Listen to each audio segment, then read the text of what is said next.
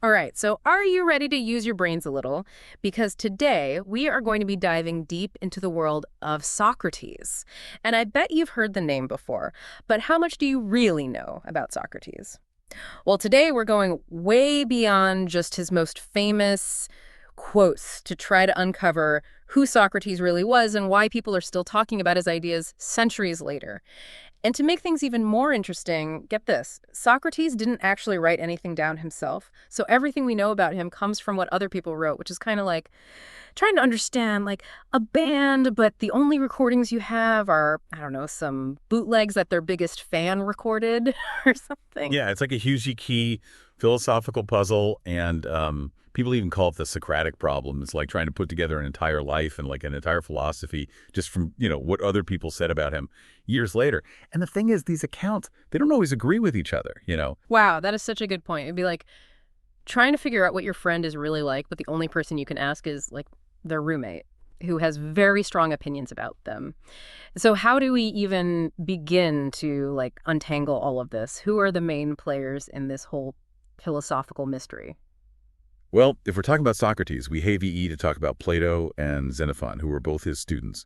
Plato's dialogues, now those are incredibly detailed, but here's the catch. They were actually written decades after Socrates died. So some scholars, they suggest that these writings might actually tell us more about Plato's ideas than about what Socrates actually thought himself.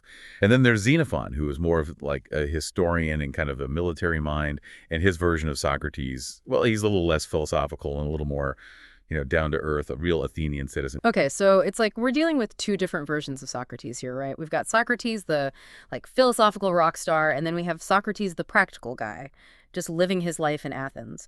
So to try to get a clearer picture of who he really was, let's start with, the basics.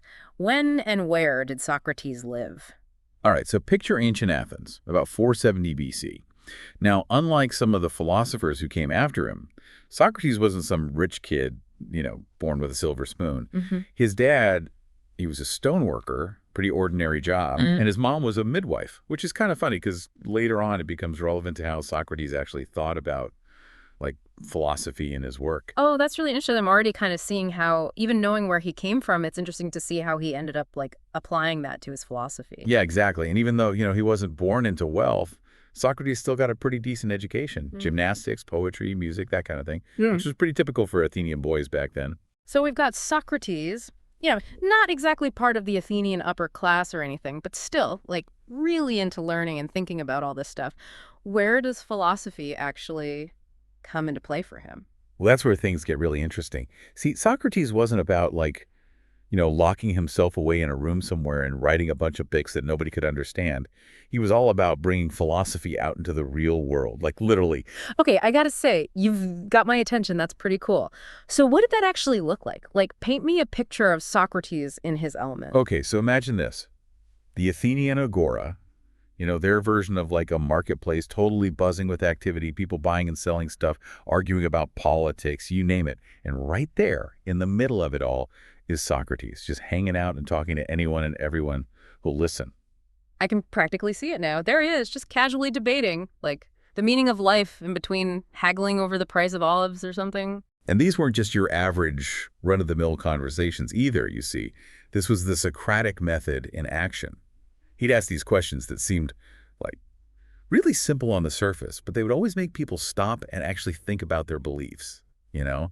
And a lot of the time, they'd end up realizing that what they thought they knew, well, it wasn't so clear-cut after all. It's kind of like how a good therapist, like, helps you figure out stuff about yourself that you didn't even realize. But instead of doing it in an office, Socrates was doing it out in public. Oh, yeah, that's a great analogy. He wasn't about just, telling people what to think. He wanted them to get there on their own, to realize how important it is to think critically for themselves. And that's where that whole midwife thing actually comes in. Socrates actually saw himself as kind of like an intellectual midwife, helping people give birth to their own ideas. Man, that really makes you think twice about how often we just accept things without questioning them, doesn't it? You got it. And you know what? All this questioning and challenging the status quo, well, it earned him a pretty interesting nickname. The gadfly of Athens. The gadfly, like the bug. That's kind of funny. Yeah, like that annoying bug that just keeps buzzing around and won't go away. People saw him as this Like constant presence, always poking and prodding at things, making everyone uncomfortable by forcing them to actually think critically about their beliefs. I can only imagine that didn't exactly make him the most popular guy in town, did it? You're telling me, and eventually, all that questioning, especially questioning authority, it landed him in some pretty hot water. So in 399 BC, when Socrates was 70 years old, he ended up on trial. On trial. For what? What could they even charge him with? Well, officially he was charged with corrupting the youth and impiety, which basically meant that he didn't believe in the gods that the city believed in. At first glance, it just seems like a simple case of religious persecution, right? But Yeah. it might actually be even more complicated than that. Okay, now this is where it gets really interesting. So remember that Athens had just gone through a really chaotic period, politically speaking. They had just gotten rid of the 30 tyrants, which had been this brutal oligarchy. And some scholars think that Socrates, with his whole question everything, might have been seen as a threat to the new democracy they were trying to build. It's like he was talking instability in their eyes. So they basically made him a scapegoat? Is that what you're saying? It's definitely possible, and you know what makes this whole trial even more interesting? They actually offered Socrates a way out. They said you could go into exile, just leave Athens and live out the rest of his days in peace. But he didn't take it, did he? He chose to stand by his principles, even if it meant. That's right, he chose to die.